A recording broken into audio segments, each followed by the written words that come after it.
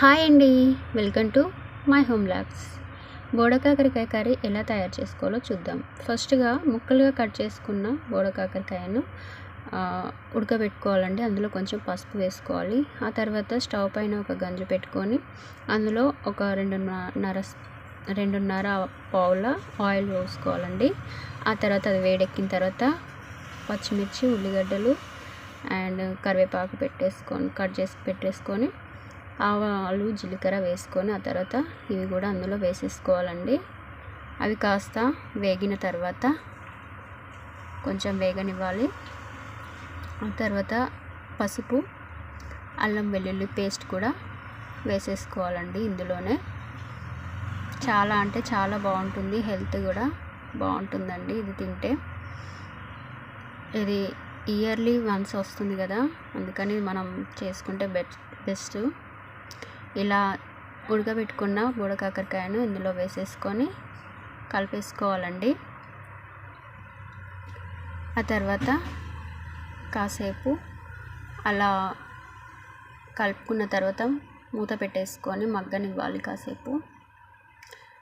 తర్వాత ఒక 2-3 టమాటా ముక్కలు కట్ చేసుకొని ఇందులో వేసేసుకోవాలండి.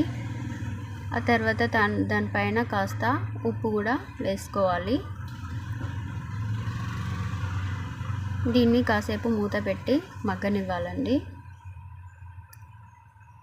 చూసారు కదా, ఇలా ఉప్పు వేసుకున్నారంటే చాలా తొందరగా ఉడికిపోతుంది.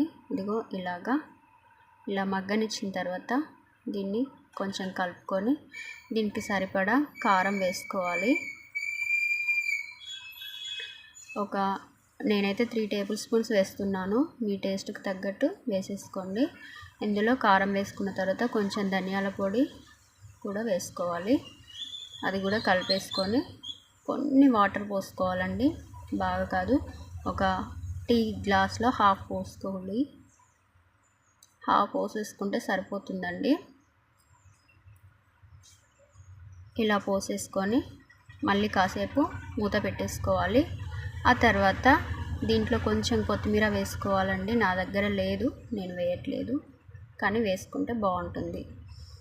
ఇందులో కాస్త కొత్తిమీర వేసేసుకొని దించేసుకోవడమే, అంతేనండి.